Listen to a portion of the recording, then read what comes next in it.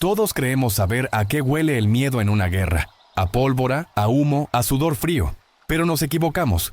En 1945 existió una noche donde el verdadero enemigo no tenía bandera, ni disparaba balas. Una noche donde 1000 soldados de élite, armados hasta los dientes, entraron en un pantano. Y prácticamente ninguno salió. No fue una emboscada militar. Fue algo mucho más primitivo. Fue el único momento en la historia moderna donde un batallón entero dejó de ser un ejército para convertirse en comida. Quédate conmigo porque en los próximos minutos vas a entrar en la isla de Rambri para descubrir la historia real, cruda y documentada de cómo la naturaleza ejecutó la masacre más sangrienta de todos los tiempos. Bienvenidos al Infierno Verde. Birmania, enero de 1945. El Teatro del Pacífico de la Segunda Guerra Mundial está ardiendo en sus últimos suspiros, pero no por eso es menos letal. Imaginen por un segundo la atmósfera. El aire es tan húmedo que se puede masticar, cargado con el olor a pólvora quemada y vegetación podrida. Estamos en la isla de Rambri, un pedazo de tierra que pronto dejará de ser un simple punto estratégico en el mapa, para convertirse en el escenario de una pesadilla bíblica. Aquí, las fuerzas aliadas, lideradas por la implacable Marina Real Británica, han ejecutado una maniobra de pinza perfecta. Han acorralado a una unidad de élite del ejército imperial japonés. No estamos hablando de reclutas asustados. Hablamos de casi 1000 hombres forjados en el acero del código Bushido. Soldados para los que la rendición no es una opción, es una aberración. Hombres entrenados para cargar contra ametralladoras con una bayoneta y una sonrisa. Dispuestos a morir por su emperador en el campo de batalla. Para estos soldados japoneses, la guerra era un asunto de honor, de sangre y acero.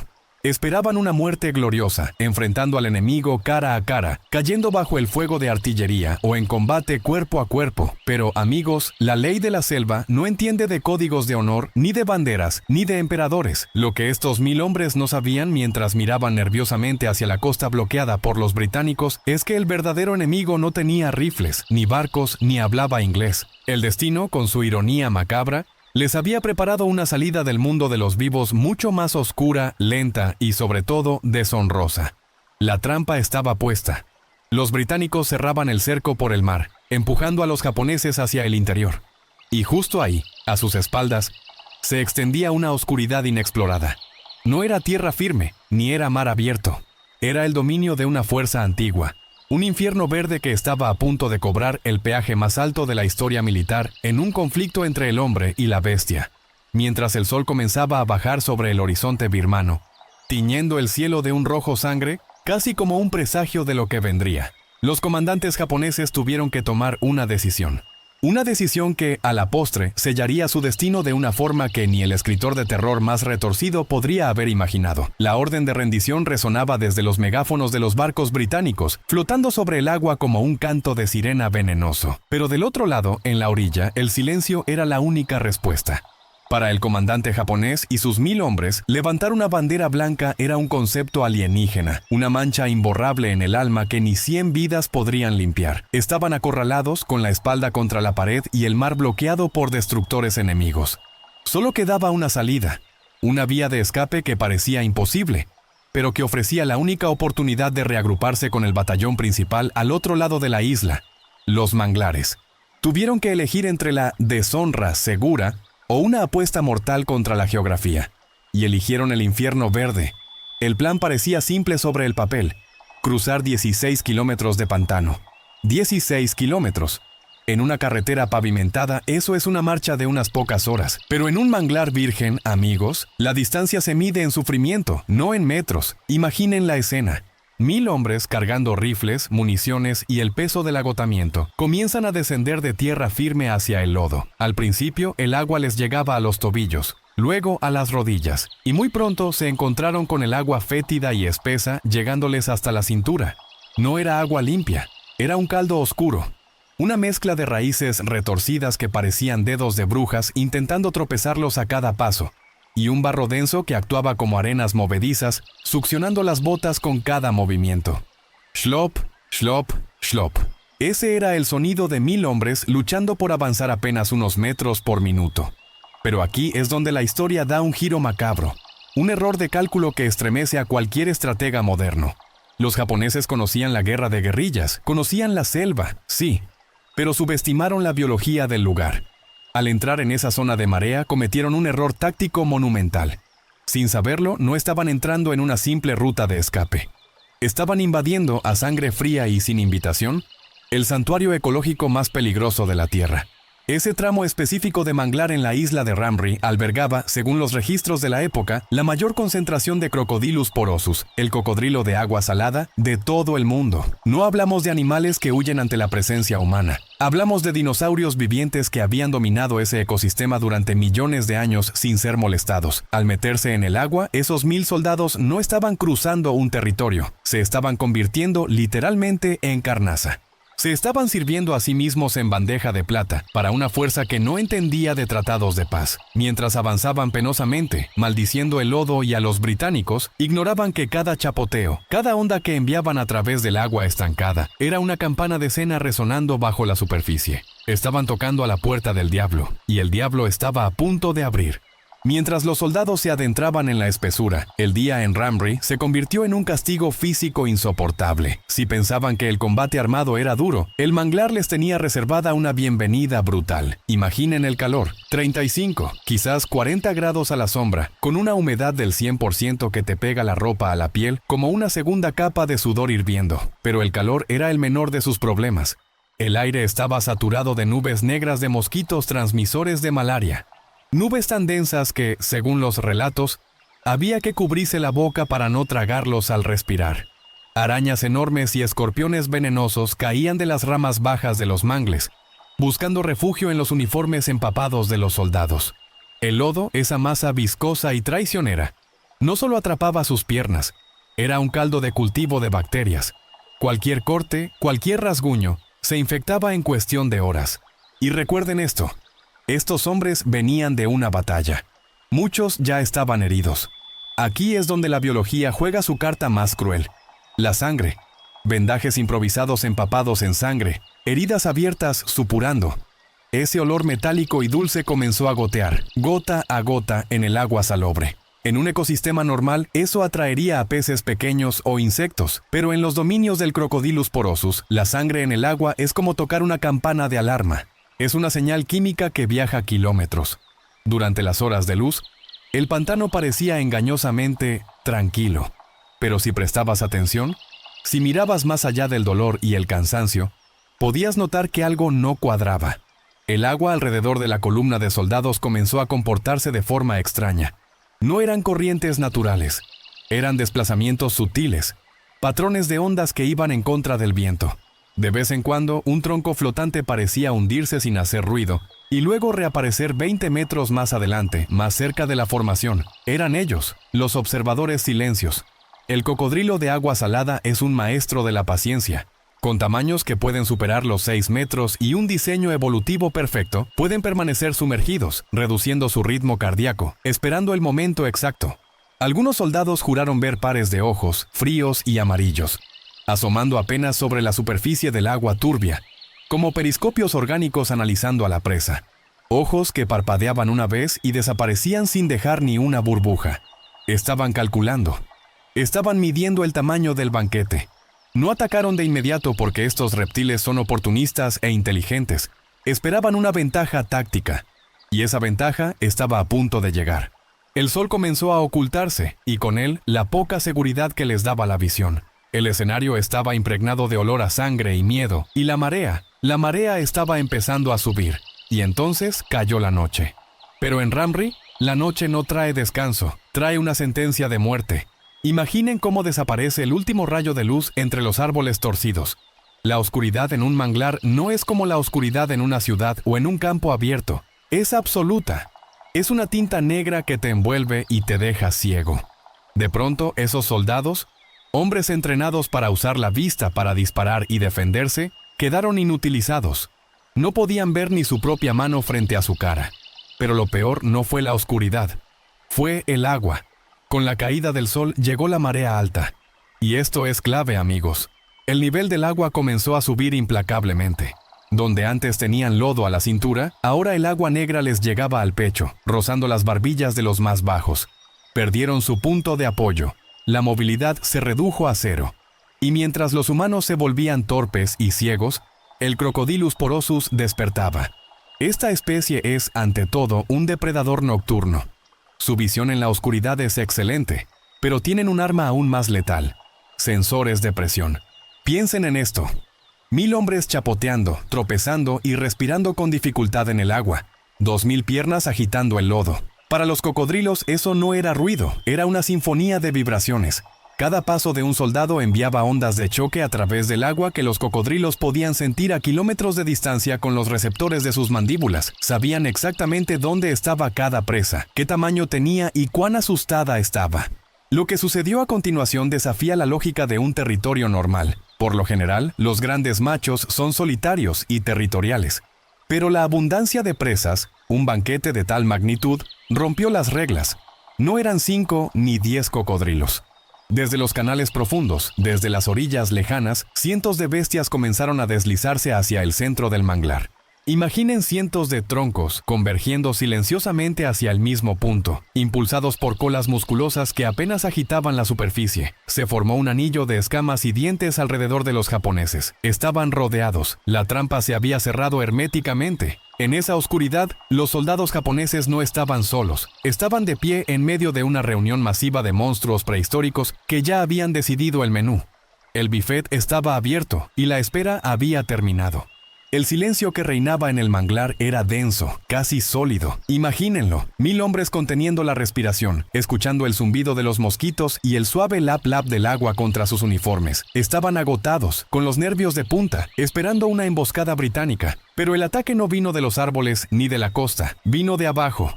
De repente, el silencio se hizo añicos con un sonido que nadie allí olvidaría jamás.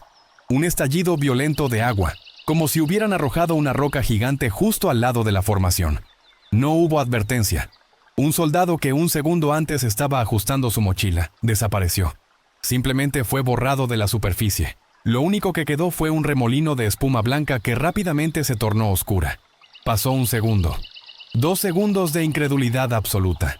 Y entonces rompió el aire el primer grito. No fue un grito de batalla. Fue un alarido gutural, primitivo, lleno de un terror que te hiela la sangre. El hombre emergió por un instante, agitando los brazos frenéticamente, con los ojos desorbitados, gritando algo que sus compañeros no podían procesar. ¡Me tiene! ¡Algo me tiene! Y luego, con una sacudida brutal, fue arrastrado hacia las profundidades del lodo negro. Glup.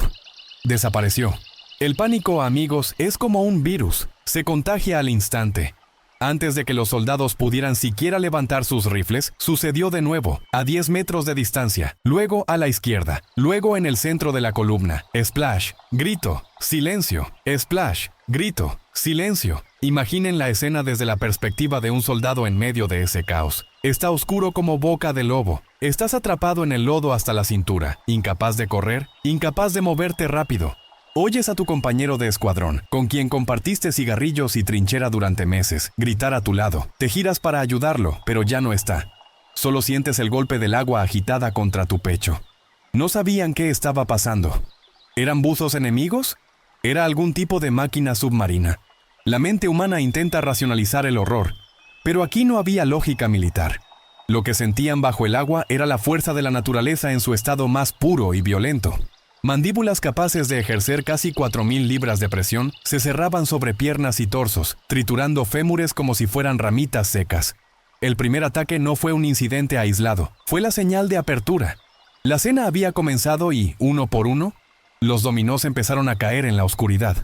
Para entender realmente la magnitud de lo que pasó esa noche, tenemos que recurrir a la única fuente fiable que documentó el horror desde la primera fila: el naturalista Bruce Wright. Él estaba allí, con las tropas británicas, y lo que describió en su libro Wildlife Sketches no fue una batalla. Fue, en sus propias palabras, una cacofonía del infierno. Wright relata que la noche se convirtió en una mezcla de sonidos tan antinatural que desafiaba la cordura. Imaginen estar en un barco a unos cientos de metros, seguros, pero incapaces de ver nada por la negrura absoluta. De repente, el aire se llena de un ruido constante y frenético. Primero, el sonido mecánico. Disparos. Cientos de rifles Arisaka disparando en ráfagas descontroladas. Pam, pam, pam. Disparos ciegos hacia el agua negra. Fogonazos que iluminaban brevemente escenas de pesadilla. Bocas abiertas llenas de dientes cónicos cerrándose sobre extremidades humanas. Pero esos disparos eran rápidamente ahogados por el sonido orgánico, el sonido de la biología haciendo su trabajo sucio. Wright describe el sonido de mandíbulas de reptiles enormes aplastando huesos. Un sonido seco, crujiente, como ramas rompiéndose, pero mucho más húmedo. Crack, crunch. Era el sonido de fémures y costillas cediendo ante miles de libras de presión. Y había otro sonido. Uno más sutil pero quizás más terrorífico para quien sabía lo que significaba. El sonido del agua agitándose en espiral. El infame giro de la muerte, o death roll. Los cocodrilos, para desmembrar presas grandes que no pueden tragar enteras, muerden y giran sus cuerpos violentamente sobre su propio eje. Imaginen cientos de cuerpos de 600 kilos girando en el lodo, arrancando carne, golpeando el agua con sus colas. Era un sonido de batidora gigante, un torbellino de violencia acuática. Los gritos humanos, según los informes, eran continuos. No había pausas. Gritos perforados por el estruendo de los rifles, escribió Wright. Eran alaridos de hombres duros. Soldados imperiales que jamás se quejarían por una herida de bala, pero que ahora gritaban como niños al ser arrastrados hacia el fondo del fango. La selva, usualmente ruidosa por los insectos, pareció guardar silencio ante aquella masacre, dejando que solo se escuchara el festín. Era una orquesta de agonía. Los disparos disminuían a medida que los hombres eran arrastrados o se quedaban sin munición, pero el sonido de las mandíbulas y el chapoteo violento continuó durante horas. Fue, literalmente, una banda sonora compuesta por el diablo. En medio de aquel pandemonium, el instinto de supervivencia militar se activó. Matar o morir. Los soldados japoneses, hombres que no conocían la rendición, desataron todo su arsenal contra el agua. Pero pronto descubrieron con horror que sus armas modernas eran patéticamente inútiles contra los dueños del pantano. Las ametralladoras rugían, escupiendo plomo hacia la oscuridad. Rat-tat-tat-tat. Pero la física estaba en su contra. Las balas de alto calibre, diseñadas para perforar cascos y vehículos, perdían toda su velocidad letal al golpear el agua densa y fangosa. Y las pocas que encontraban un objetivo a menudo rebotaban. El Crocodylus porosus es un tanque viviente. Su espalda está cubierta de osteodermos, placas óseas incrustadas en la piel, que actúan como una armadura natural casi impenetrable para el fuego ligero disparado en un ángulo incorrecto. En la oscuridad, los soldados veían chispas saltar del agua cuando las balas golpeaban los cráneos blindados de las bestias, haciendo un sonido metálico, un ping agudo y frustrante, antes de que el animal siguiera avanzando como si nada hubiera pasado. Desesperados, recurrieron a los explosivos. Se lanzaron granadas de mano al azar. ¡Boom! Géiseres de agua y barro estallaban, iluminando brevemente la masacre. Sí, algunos cocodrilos murieron destrozados, sus cuerpos blancos flotando panza arriba. Pero aquí radica la tragedia táctica. Por cada cocodrilo que mataban, el ruido ensordecedor y la nueva oleada de sangre fresca actuaban como un imán para otros 10 que esperaban en la periferia.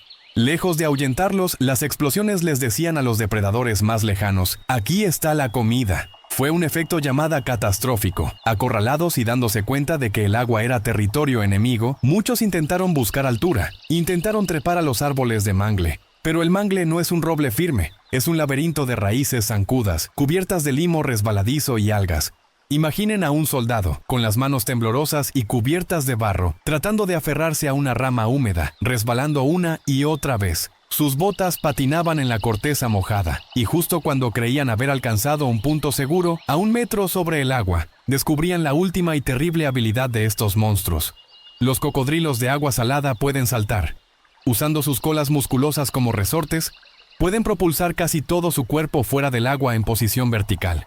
Hubo hombres que fueron arrancados de las ramas bajas, gritando mientras unas mandíbulas cerraban sobre sus tobillos en el aire, arrastrándolos de vuelta al infierno líquido del que intentaban escapar. No había tierra firme, no había refugio alto. El caos era total. Abajo, dientes. Arriba, gravedad traicionera. La selva entera conspiraba para que nadie saliera con vida. Mientras tanto, a pocos cientos de metros de ese matadero, la escena era inquietantemente distinta.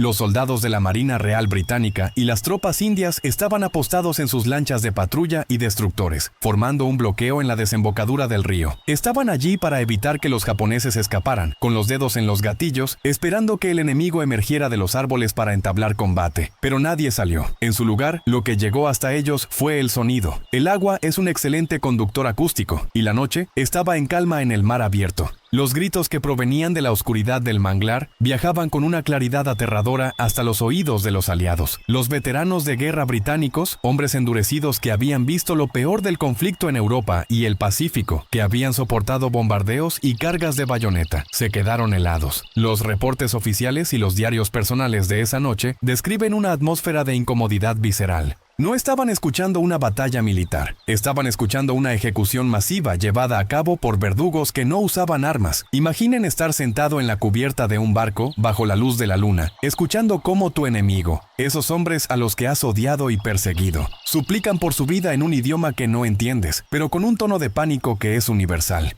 Escuchaban los chapoteos frenéticos, los crujidos húmedos y los alaridos que se cortaban de golpe, ahogados bajo el agua. Hubo un momento en que la animosidad de la guerra se desvaneció. Ya no eran soldados del eje, eran seres humanos siendo devorados vivos. Algunos marineros británicos llegaron a sentir lástima. La tripulación de una de las lanchas motoras informó que el ruido era tan insoportable que pidieron permiso para alejarse de la costa o disparar bengalas para ver qué demonios estaba pasando. Pero la oscuridad se mantuvo. Solo podían imaginar. Y la imaginación, amigos, es el peor de los tormentos. En sus mentes visualizaban cada mordida, cada hueso roto. Fue una tortura psicológica tal que se dice que algunos de los centinelas británicos quedaron traumatizados esa noche sin haber disparado una sola bala, perseguidos durante años por los gritos de hombres que morían en las fauces de la naturaleza. La selva se había convertido en un aliado monstruoso, haciendo el trabajo sucio del Imperio Británico con una brutalidad que ninguna convención de Ginebra podría haber previsto. Y cuando el sol finalmente rompió la oscuridad sobre el horizonte de Birmania, no trajo esperanza, trajo revelación. El amanecer en los trópicos suele ser hermoso, pero esa mañana del 20 de febrero de 1945, la luz iluminó una escena sacada de una pintura apocalíptica. El silencio volvió al manglar, pero ya no era un silencio de tensión, era el silencio pesado y sepulcral de un cementerio. Lo primero que notaron las patrullas británicas al acercarse con cautela no fue a los soldados enemigos, sino a los pájaros. El cielo estaba oscurecido por círculos de buitres y aves carroñeras que descendían en espiral. Sabían que el festín había terminado y ahora venían a limpiar las sobras. Al bajar la vista hacia el agua, los soldados aliados contuvieron el aliento. El pantano, que el día anterior era de un color marrón turbio por el lodo, había cambiado de color. Estaba teñido de rojo. La marea baja había dejado al descubierto la carnicería. Cuerpos destrozados, extremidades sueltas y equipos militares flotaban a la deriva entre las raíces de los mangles. El agua era una sopa espesa de sangre que se extendía por kilómetros. El olor era tan penetrante, una mezcla de cobre y muerte bajo el sol naciente, que muchos marineros experimentados vomitaron por la borda. Los botes británicos se adentraron lentamente, con los motores al mínimo, esperando resistencia. Pero la resistencia había sido devorada. De los aproximadamente 1000 soldados de élite del ejército imperial japonés que entraron al pantano con su honor intacto, los británicos encontraron solo a unos pocos supervivientes aferrados a las raíces o hundidos en el barro hasta el cuello. Las cifras varían según las fuentes históricas, pero el número más aceptado es escalofriante. De 1000 hombres, solo 20 fueron rescatados con vida. 20. Hablamos de una tasa de mortalidad del 98% en una sola noche. Y esos 20 hombres no eran ya soldados. Estaban en un estado de shock profundo, catatónicos. Sus ojos miraban al vacío. Vacíos de alma. No intentaron disparar. No intentaron luchar. Cuando los británicos los subieron a los botes, temblaban incontrolablemente, no por la malaria o el frío, sino por el trauma psicológico de haber visto a su batallón entero ser procesado por una maquinaria biológica perfecta. Los cocodrilos, por su parte, habían desaparecido bajo la superficie o descansaban en las orillas lejanas, inmóviles, digiriendo el banquete más grande de su historia. Habían cumplido su rol en la guerra sin elegir bando. La selva había reclamado su tributo. Lo que ocurrió en los manglares de Ramree trascendió los informes militares clasificados. La magnitud de la tragedia fue tal que no pudo quedarse enterrada en el lodo. Cruzó océanos y décadas hasta quedar inmortalizada en las páginas de la historia, no como una victoria estratégica aliada, sino como una advertencia biológica. Durante años, el libro Guinness de los Récords mantuvo una entrada específica para este evento, bajo el título sobrio y frío de El mayor desastre sufrido por humanos atribuido a animales. Se narraba el destino de esos 1000 hombres. Piénsenlo por un segundo. En un mundo lleno de guerras, plagas y catástrofes, fue una sola noche en una isla olvidada de Birmania la que se llevó el título. aunque historiadores modernos debatan las cifras exactas, argumentando que la deshidratación y las enfermedades también jugaron su parte. La esencia del horror permanece intacta. La leyenda persiste porque toca un miedo primario que todos llevamos dentro, el miedo a ser comidos. Esa entrada en el libro Guinness es más que una curiosidad estadística. Es un recordatorio de nuestra fragilidad. Nos gusta pensar que somos la especie dominante, que con nuestra tecnología y nuestras armas estamos en la cima de la cadena alimenticia. Pero Ramri nos enseñó una lección de humildad a sangre y fuego. Al final, la Segunda Guerra Mundial fue un conflicto de ideologías, de imperios, de mapas políticos. Pero en la oscuridad de ese manglar, todas esas construcciones humanas se desmoronaron. Esa noche no hubo rangos militares. No hubo banderas del sol naciente ni Unión Jack. No hubo aliados ni eje. Cuando se apagaron las luces y subió la marea, la política desapareció y el mundo regresó a su estado más básico y brutal. Solo quedaron dos categorías, las únicas que realmente importan en la naturaleza salvaje: depredador y presa. La guerra humana es cruel, sí, pero tiene un propósito. La naturaleza, amigos, la naturaleza es simplemente impiedosa. Al cerrar el archivo de la isla de Ramri, nos queda algo más que una historia de guerra. Nos queda un espejo incómodo. A menudo caminamos por este mundo con la arrogancia de la civilización, creyendo que el asfalto y la tecnología nos han separado del reino animal. Pero historias como esta nos arrancan esa venda de los ojos. El Crocodylus porosus no es un villano. No es un monstruo de película de terror. Es un superviviente perfecto. Una máquina biológica que ha visto nacer y extinguirse a especies enteras y que seguía ahí, en el barro, esperando a que cometiéramos un error. Lo que pasó en 1945 no fue crueldad, fue eficiencia. Fue la naturaleza recordándonos que, bajo las circunstancias correctas, no somos conquistadores, somos calorías. Esto nos obliga a hacernos una pregunta inquietante. ¿Es posible que estemos subestimando la inteligencia y la memoria colectiva de estos gigantes? Hay fuerzas en los rincones oscuros del planeta que simplemente deciden tolerar nuestra presencia hasta que cruzamos la línea. El respeto no es opcional cuando entras en la casa de un depredador que no ha necesitado evolucionar en 200 millones de años porque ya es perfecto. Si esta inmersión en la historia más oscura de la naturaleza te ha erizado la piel, si has sentido el peso de la selva y el miedo a la oscuridad, entonces haz clic en el botón de suscripción. Aquí no contamos cuentos para dormir. Contamos las verdades que te mantienen despierto. Y ahora el turno es tuyo. La naturaleza está llena de asesinos legendarios. ¿Qué otro monstruo real quieres que analicemos? ¿El devorador de hombres de Tsavo? ¿La bestia de Gévaudan? ¿O quizás al terrorífico Gustav? Escríbelo en los comentarios. Los estaré leyendo. Hasta la próxima. Si se atreven a volver a entrar en la selva,